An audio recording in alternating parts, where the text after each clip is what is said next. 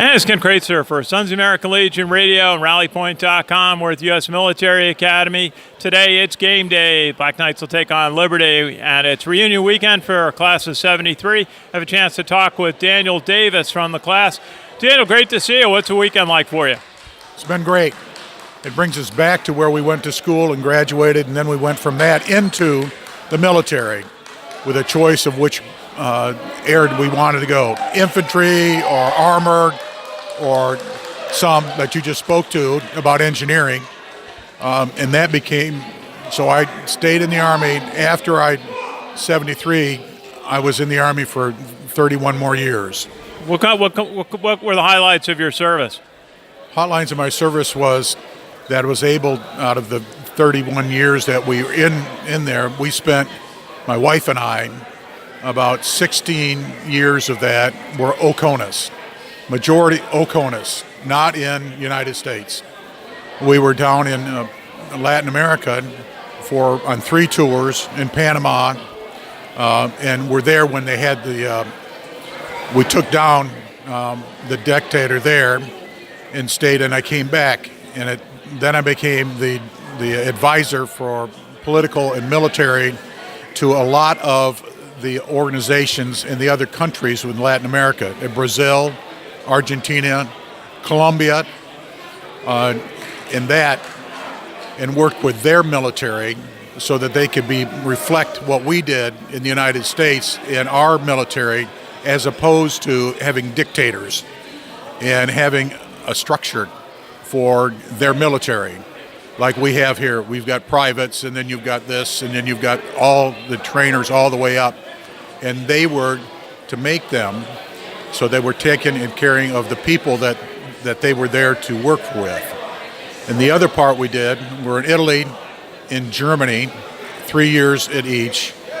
And as I went further, I had other jobs, several, at Fort Bragg, which I had a position, which all of the liaison LNOs for the Army that were all of the countries in Europe that were friends for us, the United States.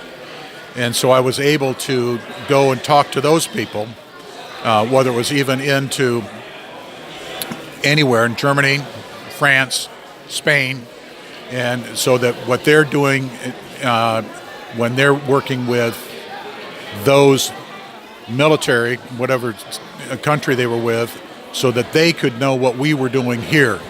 So important. Pardon? So it's such important work. What did West Point train you that helped enable you to do all that important work around the world?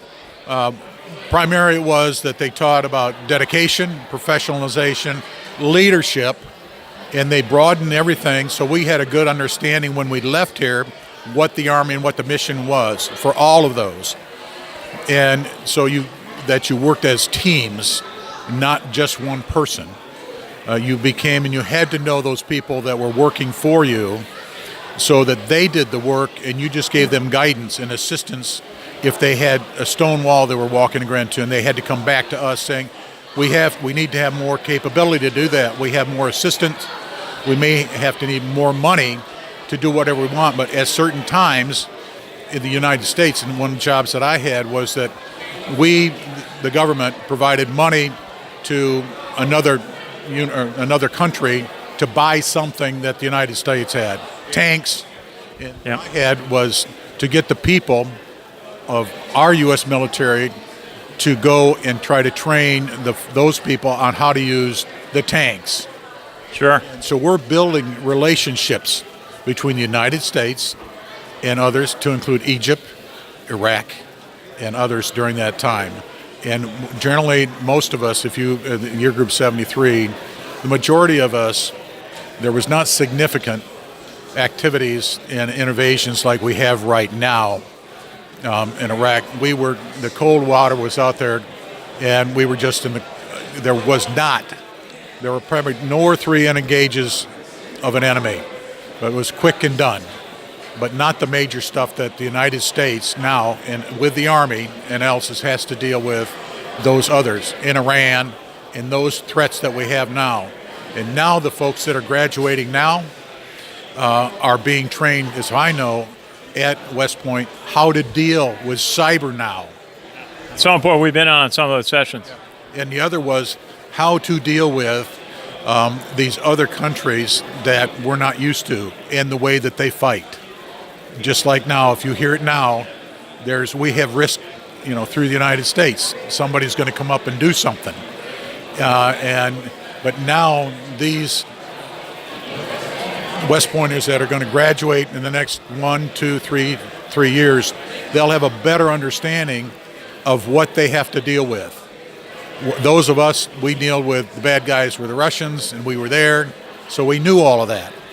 So we really, and worked with NATO. So we were not challenged like they were. Sir, we have the band about to start. We got to follow up. I'd love to hear more about that. Maybe you can call into our WVOX show. I'd love to have you tell more about your experiences. What was the best part of Army service for you? Services for me, to give me positions that I wanted to have and was selected, and eventually I was an 06 colonel and had a staff. And even when after I retired, I was able to shift into and still wake for the Army, but being a civilian in the Army, and had to be able to direct at that time over and was responsible for certain things of all of the garrisons, which you may not mean, but there's a military element here at Fort Bragg. Oh, sure. And so the job that I had was the overwatch for those garrisons. Absolutely, sir. Daniel Davis, a colonel of the United States Army. Thank you for your service. Great to see you. We got to chat more. My father would love to talk to you. He was an Army lieutenant colonel out of World War II, and he loved to hear stories about the kind of work that you're doing. Best wishes to you from all of us at the American Legion or RallyPoint.com. All right. Thank you. Appreciate it. Best of luck for you. Thank you. This is Ken Kraetzer at the United States Military Academy.